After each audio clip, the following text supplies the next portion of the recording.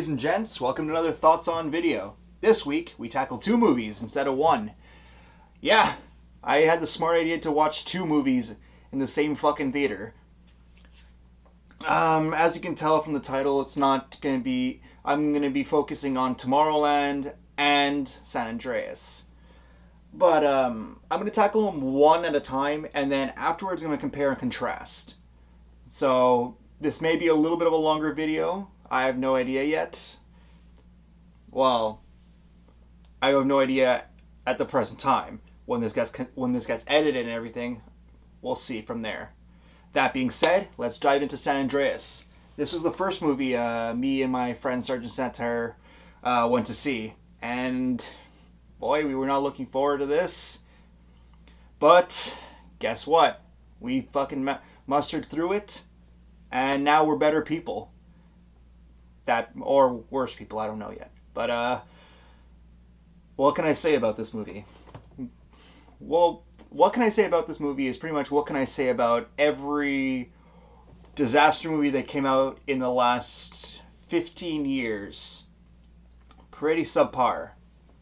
I mean, what do we have in terms of big marketed like disaster movies from 2000 to 2015?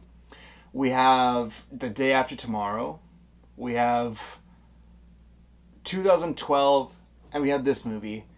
I'm only naming a few. Don't fucking spam me with a bunch of like other movies. I'm not going to get into them. Excuse me.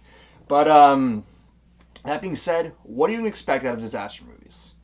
Shit blows up, shit falls down, that's it. Then again, half the time you get like somebody who's either a leading cast or somebody who's a leading cast. Either an A-list star somehow, or in some cases you're going to get somebody who just needs money. That's where John Cusack comes in. But then again, that's for 2012. San Andreas had Dwayne "The Rock" Johnson. And I used to be a big wrestling fan in the time, and around the time I watched around the time The Rock, Stone Cold was on. Now not so much, although I'm slowly getting a little bit back into it because of a few wrestlers that I actually do know and who are actually pretty fucking good. But that being said, Dwayne Johnson didn't really need this movie. I don't understand.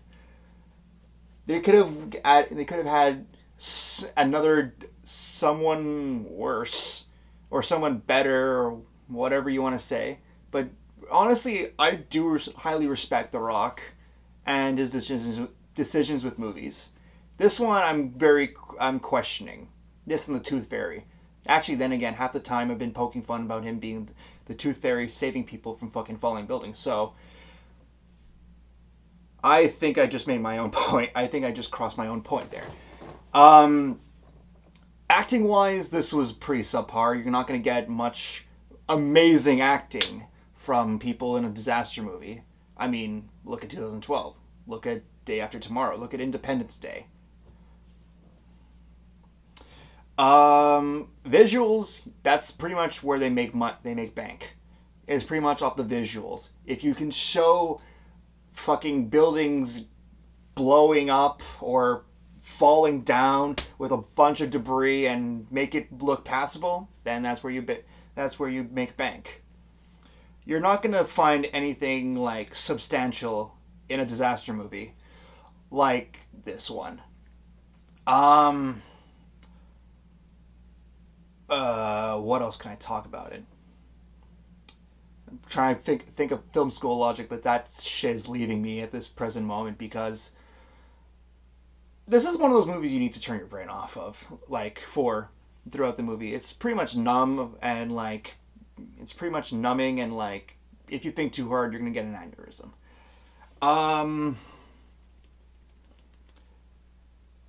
Pretty much the most I can really think of the most I can really think of a character you actually care for is The Rock, but then again, he's the main star. You're gonna fucking watch it because of him. His fucking name's on the top of the goddamn billing. All right, who are we gonna root for? Carla Gugino? Pfft, Nah. But that, but then again, you never know. Everyone has their own opinions towards a movie. Everyone has their own gripes about a movie. That being said, there are some shining moments. Like some of the cast were okay.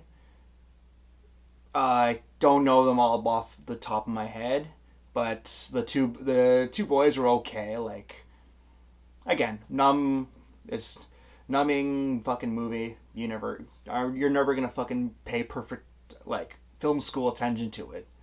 But fun dumb movie. That's all I gotta say to it. And after that, we decided last minute to go see Tomorrowland. And I kind of had low hopes, like not so high hopes for this movie. But you know what? It wasn't too bad. Okay, sure, like it does have its moments where it does lose track and everything, but it's not half bad. I mean, even for a Disney film. Like, it was kind of really creative. One of the more creative Disney movies that I've seen in the last few years. And it had an interesting plot when you can actually follow it. It was kind of going all over the place. Like, it was following, like, for 2/3 of the movie, you're following one specific plot line about, like, oh, we need to go to Tomorrowland. We need to find out where this place is. We need to, we need to figure a way to get there. And, like, 2/3 of the movie is that, and then the last fucking third, it's like, oh, your world is dying. What the fuck? You can't do that. Well, of course you can do that to your movie, but still, like, focus on one fucking thing.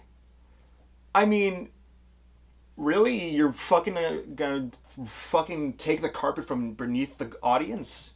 It's bullshit. Tomorrowland. I gotta say, this being my personal opinion, and since I have a fucking web series about me talking about movies, my opinion matters over yours. Nah. But, I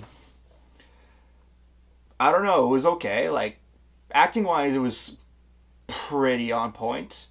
I think the most standout characters were George Clooney, as Frank Walker, and, what's his fucking name? Hugh Laurie. Or, if you don't know who that is, Dr. House. Whoever he played. Pretty standout character as well. Fucking the biggest gripe I had was towards the end. I mean, this is a place where the brightest minds and the most creative minds as well go to create whatever the fuck they want. Create stuff beyond their own imagination, beyond anybody's like own imagination, where they have nothing to stand between them. No greed, no politics, no nothing. And afterwards, they're looking for dreamers. They're looking for creative artists and stuff like that. So the first few were okay. Like, I understand a musician, creative, an engineer, science. What the fuck is a hunter getting a pin for? Explain that shit to me. He has done nothing. And don't say he's creative for killing people, because go fuck yourself. But still, like, him, there's a fucking, what are they called? A fucking birdwatcher, I think, was one of them. I don't understand how that would be creative in any fucking way. But then again, to each his own. I did like, the premise of, like, not the premise, the idea of, like, another dimension where you can have unlimited freedom in whatever the fuck you want to create. It's an interesting concept. Execution wise, the way they put it, it sounded awesome. Showing it was meh. They didn't do that great a job. I don't want to go too much into it because I'm about to compare and contrast both movies of the night. Um, you know what? Why don't we just do that now? So, between San Andreas and Tomorrowland,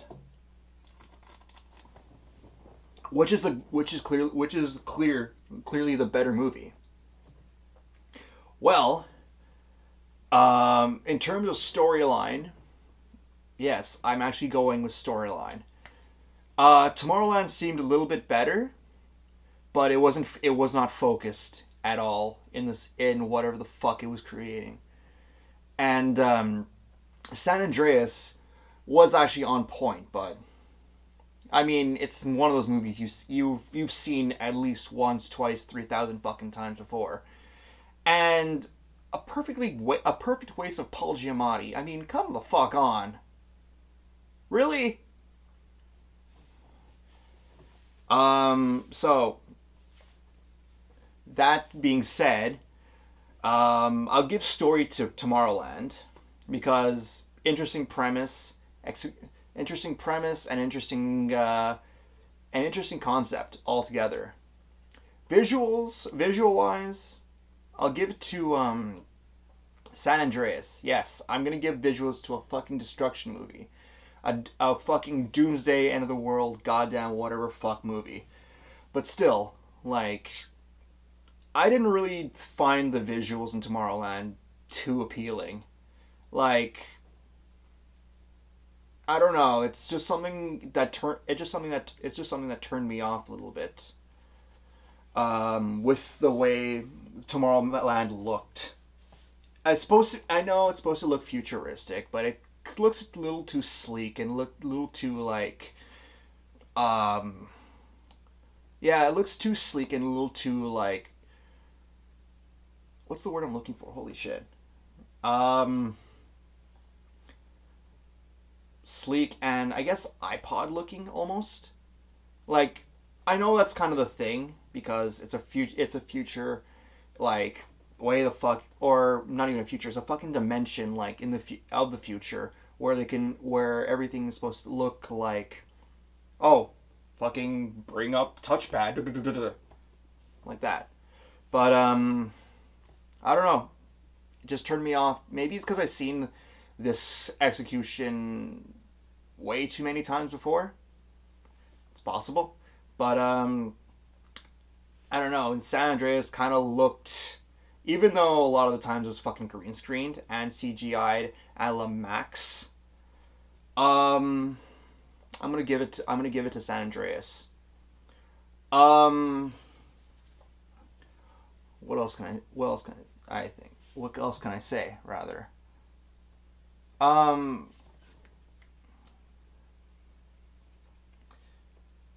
Sound wise, both were on par because mainly like uh yeah, mainly in San Andreas you're only focusing, and you're always only listening to the big booms and everything, and then Tomorrowland, it's just like it's more dialogue friendly and everything. You're not waiting for a giant building to fall on top of them. Actually, I was, but I didn't get my wish. Sad. But I'm gonna keep that one an even. Style wise, I'm gonna give it to Tomorrowland. It's a very stylistic movie. And I really like the camera. I really like the camera work that Brad Bird actually like used in the movie. Like there's a good long take when the main girl, Candace or Callie or whatever the fuck her name is, not important.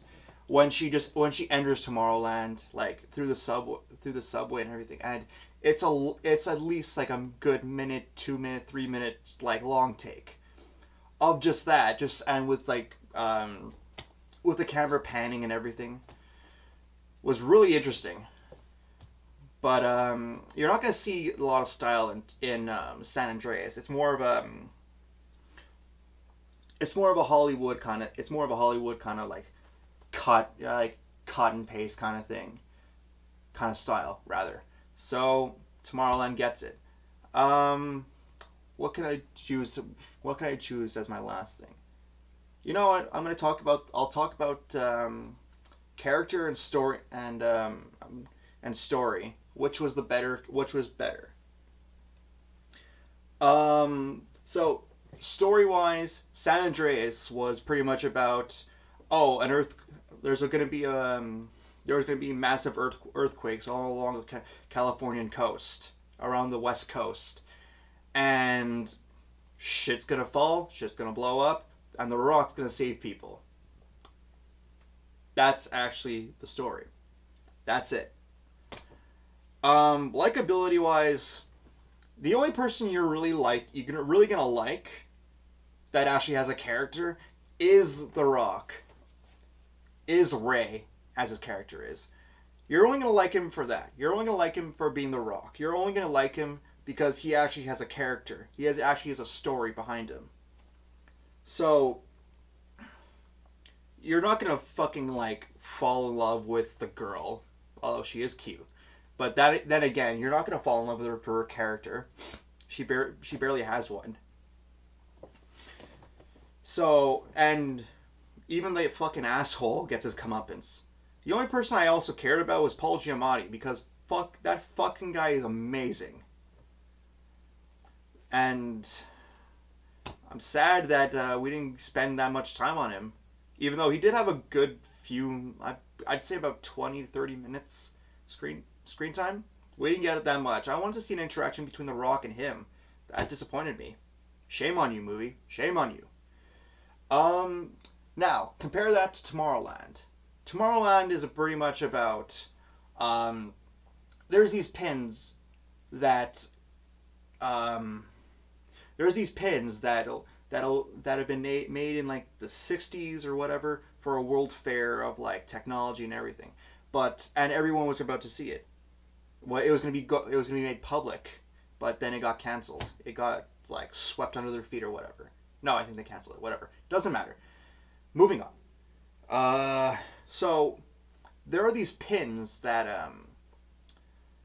they made so that you can see this place, but it's only handed down to a certain few who are actually creative and who actually are like the biggest minds in their field, like the most creative and the biggest minds that they can find. They will hand down a pin to them so they can change their world or whatever.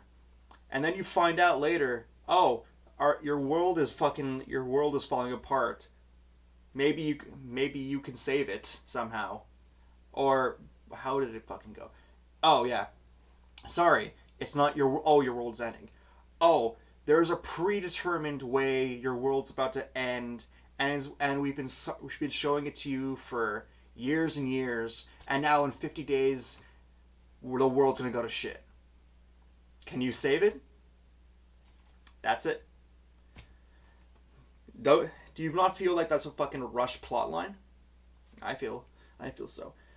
Character wise, you don't find a lot of you don't find too much enjoyment thinking, like, in hindsight looking back at this movie. You don't find I don't want to say too much enjoyment, but you don't find too much character. You don't find too much like development in the girl's name. In the girl's like character. I'm really sorry, I can't remember her name. I like just saw it like a few hours ago, and fuck, I just forgot the name. But the only person I think you give a shit about is George Clooney and the fucking cyborg chick, the cyborg girl rather, because they actually have a connection. Like they have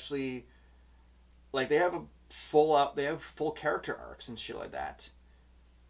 And in the end, it's sad when like the girl fucking sacrifices herself to like save the fucking world. It's a cliche thing, but still, like, you still feel sad because like there was an actual character behind it. Like, let's just say, for instance, like in the first Star Wars movie, if if you had no like knowledge or no backstory as to Obi-Wan Kenobi was, and when he sacrifices himself to Darth Vader for Luke to escape the Death Star or whatever fuck, would you have cared for him at all? Probably not. So, yeah. So story-wise and character-wise, I'm going to give it to Tomorrowland. So, clearly the better picture, clearly the better movie. I still found them both shitty, but that's my opinion. Before I go, actually, what am I saying before I go? That's the fucking end of the video. Bye. No. But yeah, a quick update before I leave and depart for somewhere else. I'm planning. I think the next few weeks are just going to be me doing vlogs and stuff like that. So, expect more of this. And apart from that, that's all I have to say. See ya.